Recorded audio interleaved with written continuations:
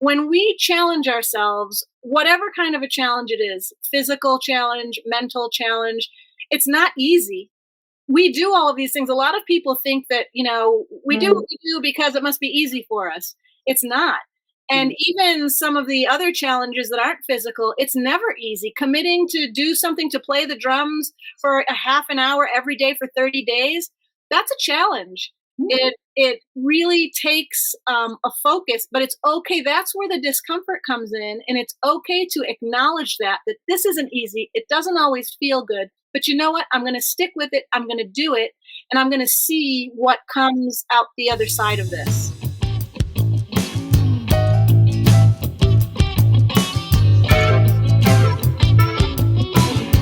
Well, hello, and we're moving through menopause. That's why we're here.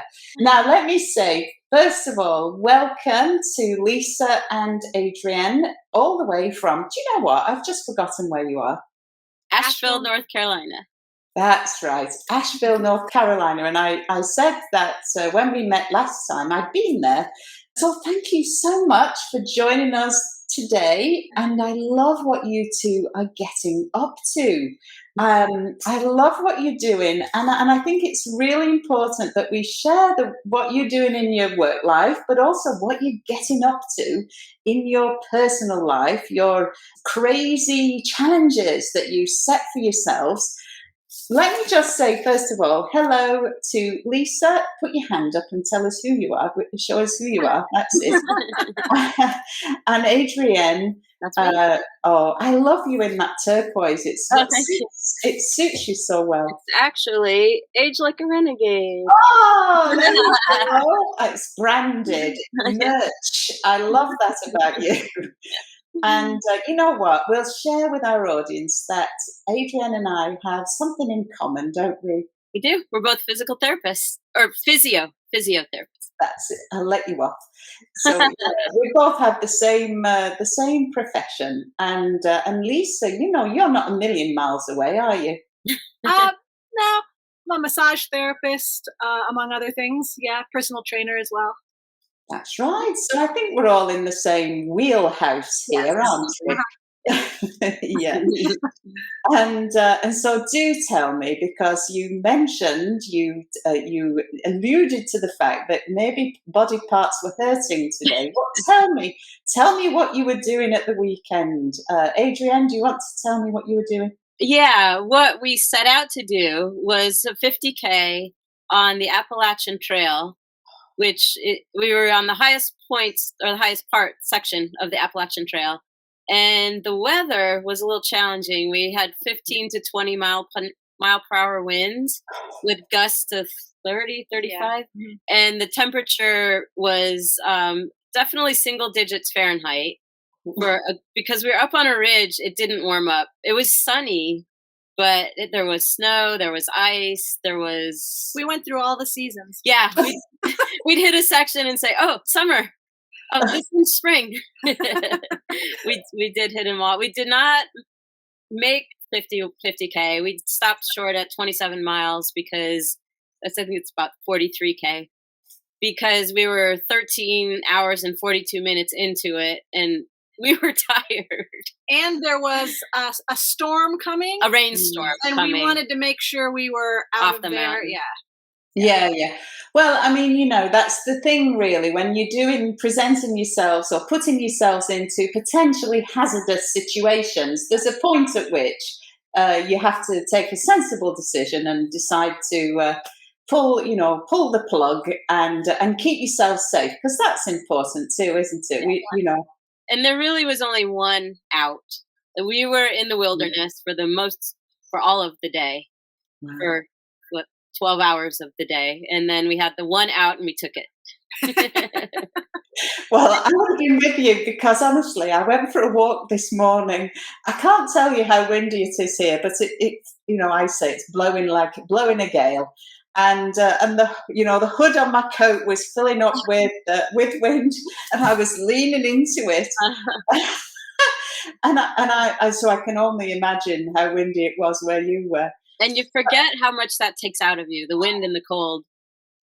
And Yeah. the terrain. It was lots of ups and downs, steep. Yeah, the terrain was a very challenging terrain with a lot of loose rocks and Down down trees. trees that we'd have to climb over. And then towards the end, within the last 2 miles, there was this very narrow, half That log, felt like it was about this narrow bridge that went over running water, but we were about 6 to 8 feet in the air, and it was dark, and we had headlamps on, and it was all I could do to focus just to get across that bridge. Oh, I mean, it sounds like you made the sensible choice, and yeah, at that point.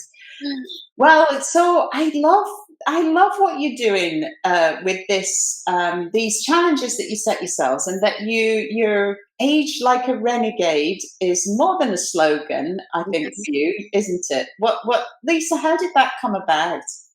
So Age Like a Renegade came about when Adrian and I were going to Gold's Gym. We were members there pre-pandemic, and the majority of the people that were working out with us were about half our age. And at the time, we had been doing a lot of Spartan races and things, and we would come to this class that we went to, and they'd always say, what did you do this weekend? And they wanted to know of a way that they could follow us and see what we were doing periodically. And so we said, after a while, we were like, maybe we need to make this happen. So we sat down in a cafe and we came up with the name Age Like a Renegade, because who doesn't want to age like a renegade? Well, I'm going down kicking and screaming, honestly. Right. Absolutely. That's how it started, but that's not where it ended. Right. Because once we, at the same time that we were coming up with Age Like a Renegade, we were also studying menopause, because new material was starting to come out. Books were being written. Took a class with Dr. Stacy Sims on menopause for athletes. And we realized athletes are getting this information and the general public isn't. So we decided we needed to get the word out to people that might not consider themselves athletes. And so we started the Age Like a Renegade classes to help educate peri- and postmenopausal women how to navigate the changes of their body and how they can age like a renegade, truly maintaining muscle mass and bone health and all the things that tend to change with menopause. Yeah, I mean, it's so important. I'm totally with you on that one. Tell me just a little bit about you two. Where did you meet? We actually met running. Yeah, I joined this local, it was a gay and lesbian running club, but it really was just me and a bunch of guys. And then my schedule changed, and I couldn't run for a while, and that's when Adrian started with that group, and she was the only girl there with me and the bunch of guys. And then my work schedule changed again, and I started running, and Adrian was there, and that's how we met. How long have you been a partnership? Since 2011. Oh, married since 2014, which is when it became legal here. Oh, is it really? It wasn't legal in our state. We got married in New York State, but then while we were on our honeymoon, it became legal. Oh, well, so you could go home at least. Oh, how wonderful. And I mean, I keep saying to my son, who's sadly lacking people in his life, go do your hobbies. Meet people doing your hobbies.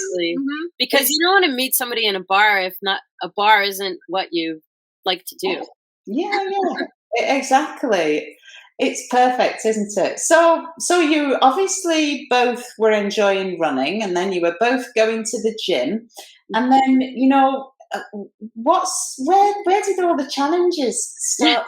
Where did that come from? We were just thinking about that this morning. Like, how did that even start? And it actually started. We were very involved with a jump rope community, jumping with weighted jump ropes. It's called cross rope. Yeah, it's another chapter. Well, you'd be amazed how huge the jump rope community is. We were amazed. Yeah, it's now up to almost 100,000 people. I think it was like 30,000 when we started. On a particular Facebook group. Yeah. And one of the guys in the group from Dallas had a whole jump rope group of their own. And we were regularly putting stuff on the Facebook group, and he said, "Hey, I want to do this fundraiser. Would you guys be interested in coming to Dallas and doing this fundraiser with us?" And we said, "Sure. What's the charity?" And he said, "Well, I'm good at coming up with ideas, but not necessarily figuring out the details. So if you want to help with that, go ahead." So we picked it up and ran with it. And the way it worked was everybody jumped an hour alone, an hour. So a team of 12 people, you jump for an hour, and then 11 hours later, you do a second hour.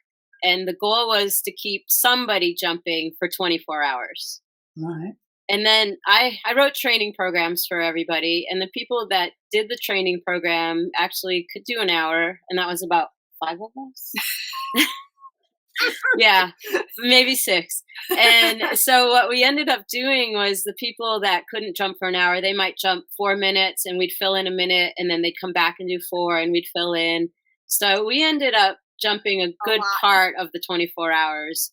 And that's when we realized that when you do something hard, it doesn't get harder. When you're in the middle of it, you think, how am I possibly going to get through this? But it stays at that level. Your brain has danger signs and says stop. But if you don't, you really can keep going a long time. And that totally changed our outlook on a lot of things.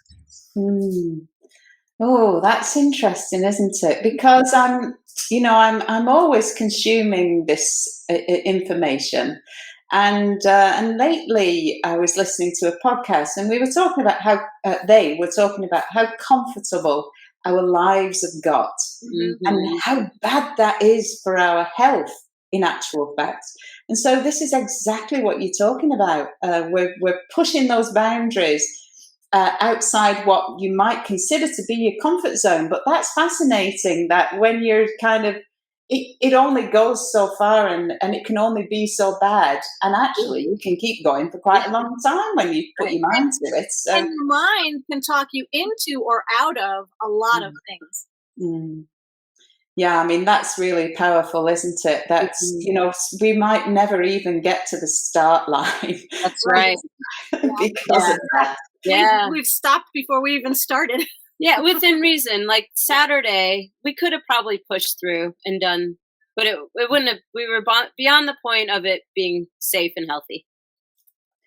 Yeah, and I think that's really important to acknowledge, isn't it? That, because people do come unstuck with these kinds of things, climbing mountains alone when, and keeping going in adverse weather conditions. And you really do have to have that awareness, situational awareness. My husband's in the military, so situational awareness is everything. It is. Isn't it? When you're talking about, like you say, extraordinary things that you're doing. So, what do each of you consider to be your extraordinary? I'm intrigued to know this. Well, for me, I'll start because it's easier. Yeah. I'm a swimmer. I swam in high school and college, and I'm on a master's team, and I've been on a master's team for a while, and I was swimming swim meets, and I had a coach that said, your butterfly looks like you could go a long way. Have you tried open water? And I hadn't. Wow. And I did, the first thing I trained for was a half mile. And it was a swim meet that we had at home, and it was in a lake I was familiar with. And I did the half mile and thought, wow, that wasn't very hard. And so the next year I did a mile. And this past summer I did a 10K with Lisa supporting me in a kayak. It was an organized 10K. Each swimmer had a kayaker. And so Lisa had food and water for me. But one day while I was swimming, I was thinking about how I call it my party trick that I can swim butterfly a very long time.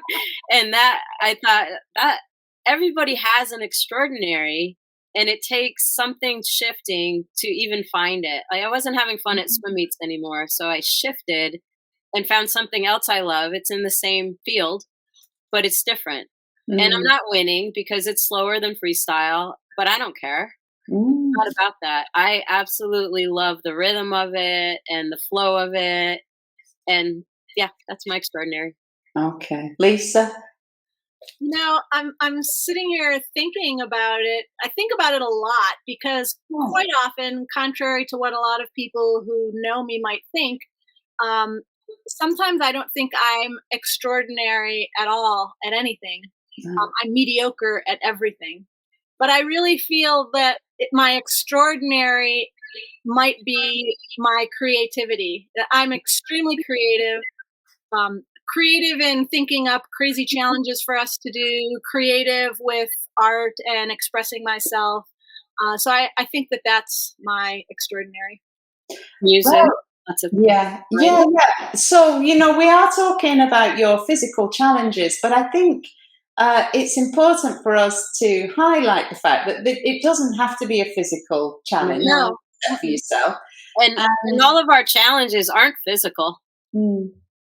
So yeah, give us a rundown of some suggestions then. So I'll tell you where this is coming from, because I've also read a book about stoicism. Hmm. Stoicism being the idea of being uncomfortable, and how that can then push us or encourage us to, well, overcoming challenges, like, for instance, phobias, say, for instance, Mhm. just say that, for instance. So if you've got something that you're not happy about, it could be anxiety is something I know that lots of menopausal women are experiencing, sometimes for the first time. Yes. Unexplained anxiety coming out of nowhere. And so, what does that do to us in our lives? Often it means that our world starts to shrink. Right. Yes. Hmm. And so, by undertaking these kinds of challenges, by thinking of the discomfort, by leaning into discomfort, by setting yourself challenges that, on the face of it, in the first instance, maybe to other people might seem like nothing, but to you, it's a big thing. So, do you have suggestions for us, Lisa? Yeah. You're As really you into were this one. talking, and I was thinking about like perhaps some social anxiety. It Mm, could be something as simple as, let's say you go to the grocery store, but maybe you're somebody that goes to the grocery store, you get your groceries and you leave because it's just uncomfortable. So maybe a very small challenge you set for yourself might be, I'm going to go to the grocery store, get my groceries, but I'm going to talk to the checkout person.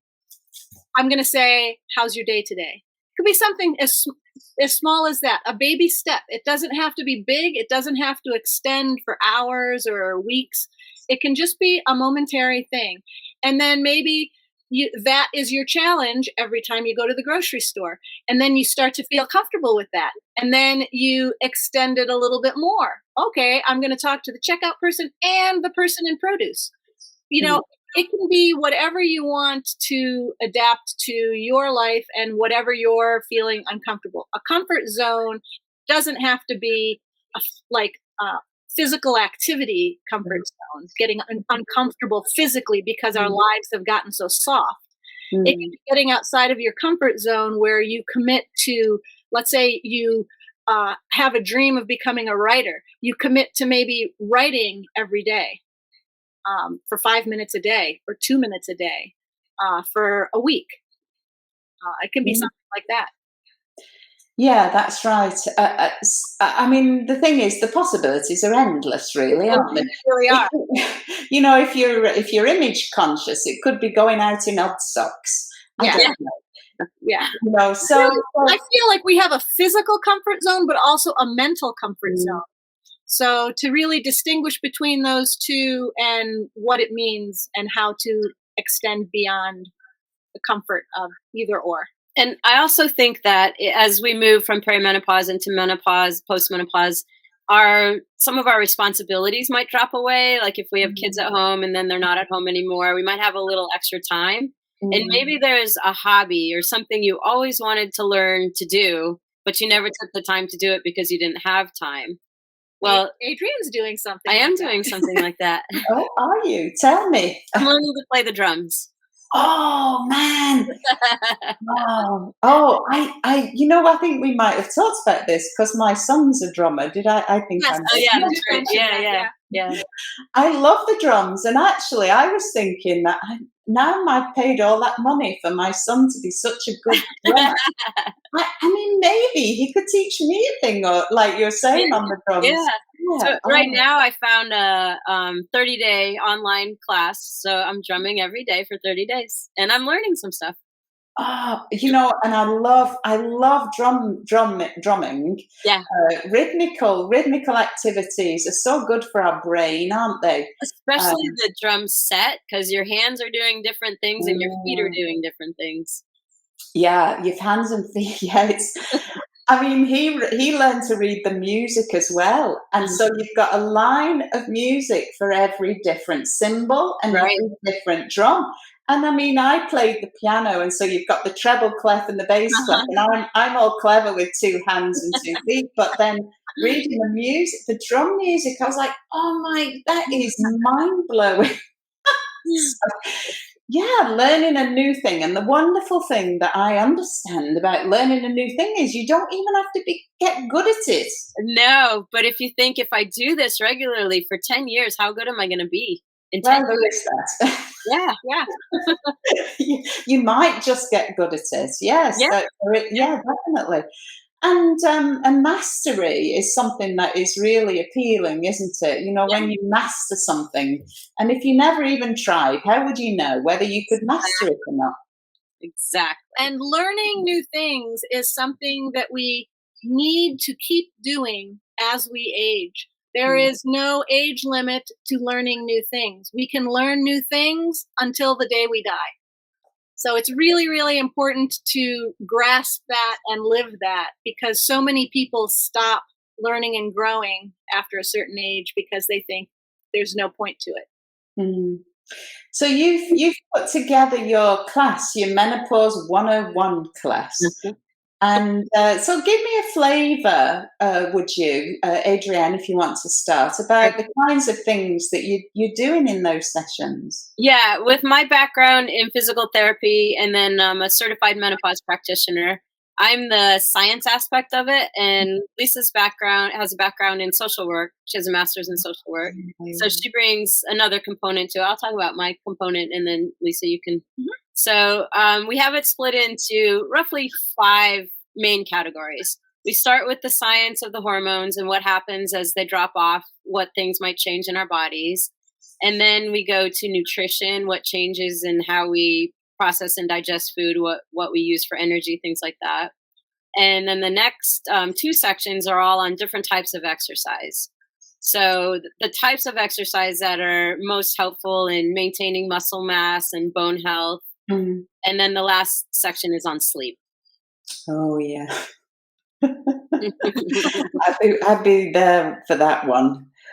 So, and have you got other sections, Lisa, that you're doing? So after each of Adrienne's sections, then I follow it up with something that corresponds to it in some way that really takes into account the mental, emotional, spiritual aspect of that. So I talk about things like diet culture, body image, maintaining healthy sleep habits, things like that. And I really want to get women excited about aging, to get them to a point where they feel empowered about their life and the aging process, so that they can approach the rest of their life feeling empowered instead of disempowered.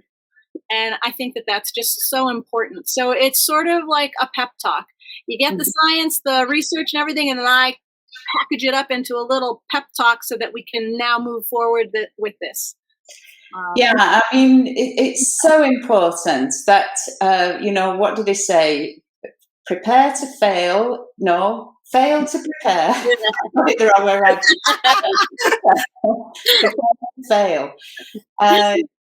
This is so important that, and I think Adrienne and I probably, I'm pretty sure we're on the same page with this when we're talking about bodies. Because it's what we do with our bodies that will dictate what we're then able to do. Absolutely. So it's this kind of self-fulfilling prophecy, if we're not careful, that to be fit, we need to be fit for life. Yeah. And a bit like you were saying about jumping rope. those people that hadn't trained were sticking out like a sore thumb. They weren't our age either. Really not. They were younger. We were the oldest ones there. We were the oldest ones there. Oh, well, it's lovely when that happens, actually, isn't it? You're kind of like, and I'm not. Yeah, we surprised a good number of them. Well, I should hope you shamed them, on that day, because we did. Sometimes we didn't have to say a word. We just did our hours. I organized the time schedule, and I knew we were good early, so we were some of the first ones to go, and so they got a big dose right away of, wow, it is possible to jump an hour. I think they just thought you can't. So they thought, we'll do the best we can, and yeah. Well, yeah, that's it. Yeah. And sorry, go on. Back to the class for a second. I just want to say that it's not just important in perimenopause. I think a lot of people think once they're through menopause that they don't need this information, but it's information that wasn't really available when today's women who are menopausal went through menopause. So in our class, we've had people as young as 30s who just want to know what's coming and what to expect. And we've had people as old as 80 that actually are now lifting weights and, changing up their diet a little bit. Not diet, nutrition, changing up their nutrition. Yeah. Yeah, I mean, that is the thing, isn't it? That it's I'm afraid menopause is never over. Well, no. Post-menopause is the rest of your life. It is. Yeah, exactly. Menopause is 1 minute of one day. Technically, it is just a minute of the day. And Lisa made a cake for me because I just had my minute in October. Thank you. Yeah. Congratulations. I don't know what to say to that. Well, I had my minute 2 years ago, maybe coming up 3 years ago now. And nobody baked me a cake, I have to say. I think it's unusual that people are aware of their minute, but one part of my menopause journey is migraines, and so I've been tracking them. So I knew where I was because they were always relative to some sort of cycle. Right. Even if it wasn't a true menstrual cycle, it was still cyclic. And so I knew the day, and we celebrated. And a lot of women dread that time because then it's like, okay, menopause, now it's going to be a steady decline. And we need to shift our thinking on that. And why not celebrate it? That this is the beginning of now a whole new chapter where, like I said, we can really take control of how we choose to age and turn it into something remarkable. Yeah, absolutely. Be remarkable in your own lifetime, in your own living room, if that's where you're going to do it. But that's the idea of being resigned to aging rather than and resigned to decline. And this is the thing that I talk about passionately all the time: is that doesn't have to happen. No. And all it is, when we're a little bit older, it just takes a bit more work, and that's all. And a little adjusting in how we do things. Yes. But I was dreading it because I in October I was 56. I turned 57 in December, so I was a little on the late end of things. Mm-hmm. And when I was 50, and I didn't have all the information I have now, and the people around me were already there or going through it, and nobody had anything good to say about it or good to say about anything that happened after it. So I felt so lucky that I was able to be empowered and to know what was going on and not have to dread it. Yeah, well, that's that information, that knowledge can really, really shift our expectations of this time as well. And that's really my mission for doing this podcast, to share the information that we can be healthy and well long into our later years, and that, for me, physical activity does have a huge part to play in that. But, like you said, Lisa, the thoughts that we think really set the tone for how our lives are going to be. And so it's wonderful to meet inspirational women like yourselves who are really, taking the bull by the horns. And I bet, you're kind of egging one another on, aren't you, all the time as well? I bet there's a bit of that going on. So, I mean, I just have to keep up with my sons who are in their like early 20s, and that's enough for me to try and keep up with them. But in the physiotherapy piece for me is that I come across people so often who are having pain and problems and yet putting up with it when really they don't need to, and that there are even, and so even with the passage of time, it's still possible for us to reverse that process of Yes. degeneration in tissues. But it takes work, but it also needs we need guidance to know the right kinds of things to do. But for me, not just the right things, but to do them the right way. And I'm sure, Adrienne, you're right with me on that one. Absolutely. Yeah. So much of it's mindset too. If you have something that hurts and you think that it's going to be with you the rest of your life now, it probably will be. So I love proving people wrong with that. Yeah, no, that's it, isn't it? I think they've got to live through that to realize, to have that sort of realization. But what I love is to have really quick things that people can do. I was working with a lady this afternoon, and she's got restricted neck movements. So there's this trick where you hold a hand weight and you do you fatigue upper trapezius essentially. So you're lifting a hand weight and you lift it and lift it and lift it until you fatigue trapezius, and then you turn your head and you're like an owl.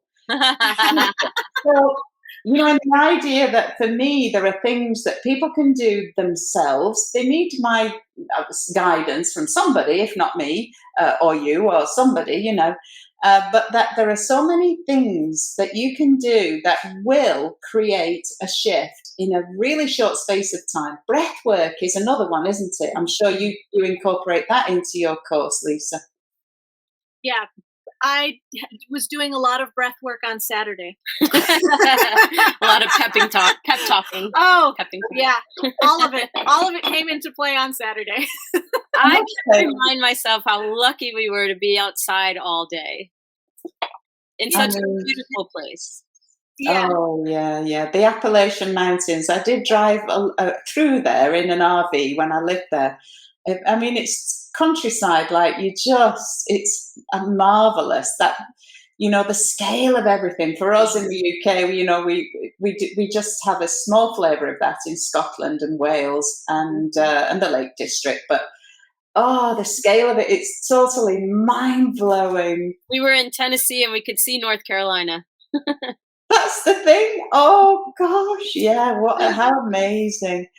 Oh well, there were parts of that though, in relation to the breath work, where it was very challenging, and I noticed that my breathing was fast and shallow because it was super strenuous.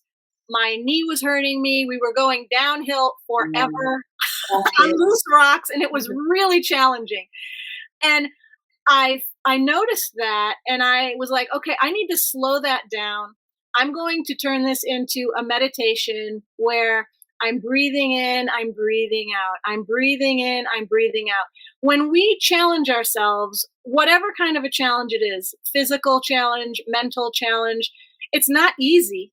We do all of these things. A lot of people think that, we do what we do because it must be easy for us. It's not. And even some of the other challenges that aren't physical, it's never easy. Committing to do something, to play the drums for a half an hour every day for 30 days, that's a challenge. It really takes a focus, but it's okay. That's where the discomfort comes in. And it's okay to acknowledge that this isn't easy. It doesn't always feel good. But you know what? I'm going to stick with it. I'm going to do it.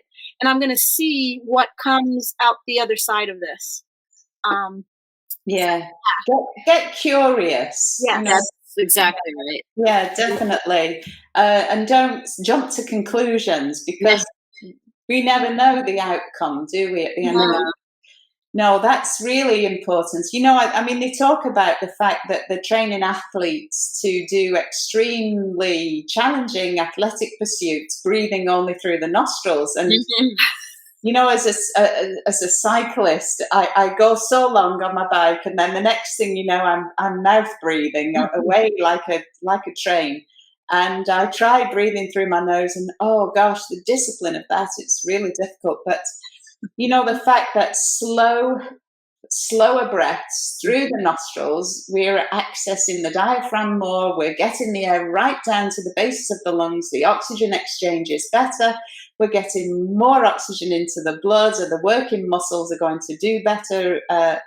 Every process is requiring oxygen in the body. Mm-hmm. And we're also calming the sympathetic nervous system.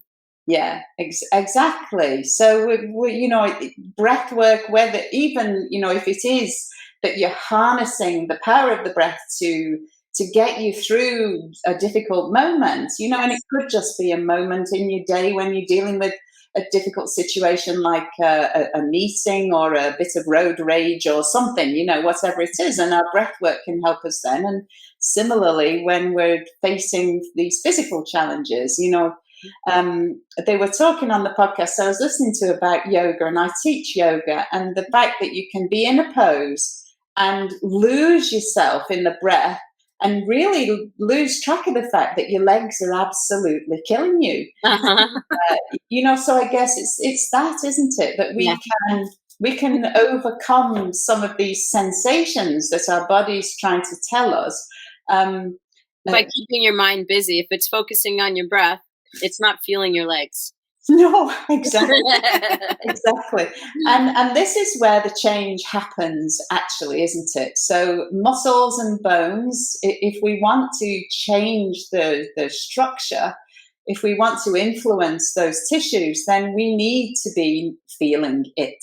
Challenged. They need to be challenged. They need to be challenged, and that's the same. That's the same with nutrition. If we resort to a snack every time we get the remotest slight hunger pang, that maybe would be good if we could think, what, maybe I'll just give it a little while, and that could go away altogether. So, well, I love chatting with you, and I hope we've covered everything that you were hoping to cover. Is there anything that you would like to tell us that I haven't asked you already? Well, you can follow us on Instagram, Facebook, any of the channels. Everything is Age Like a Renegade. Even the website is agelikearenegade.com. So it's super easy to remember. And hopefully that will be a motto for everybody's life, to age like a renegade. Absolutely. I'm so with you. Honestly, we need to do some sort of challenge across the pond, like, some sort of international thing. Yes, that would be really fun. I'm definitely going to be keeping my eye on what you two are getting up to. Now, actually, you did tell me that you're doing something in the Grand Canyon. When is that? Tell me, Lisa, when are you going to the Grand Canyon? That's in May, the beginning of May. Yeah. Oh, say hello from me, will you? Definitely. I'm not going to make it to the Grand Canyon. So let's just tie up this conversation. Key learning points is what information is power. The more that we understand about our bodies, the better. Mm-hmm. Adrienne, have you got one thing that you could leave with the audience? Just to reiterate what you said, the more you understand, the more empowered you are, the less you have to fear. But I would also say, don't be afraid to try something new, and take baby steps when you do it. Yeah. And that's the physiotherapist talking there.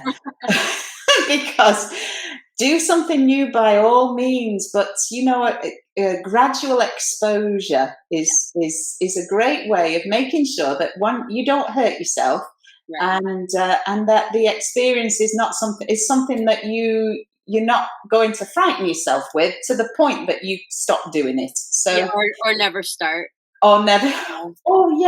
Or never start. Yeah. Lisa, can you leave us with a nugget of information? Yes. Ladies, I'm talking to you. I want you to look in the mirror and see your magnificence. I don't care if you're 40, 50, 60, 80, 100, 110. You are beautiful, radiant beings full of potential and possibility. You keep growing, living, and loving yourself from now until the end of your life. Thank you for that. Thank you so much. And thank you so much for joining me this afternoon. It's wonderful to connect with you. I'm going to, like I say, I'll be watching you with my beady eye, and wish you all the best of luck when you go to the Grand Canyon in May. Stay healthy, and let's do this again sometime. Yes, yeah, let's do. Yeah. Thank you. Take care. Have a fabulous rest of your day, and we'll see you again soon. We'll see you again.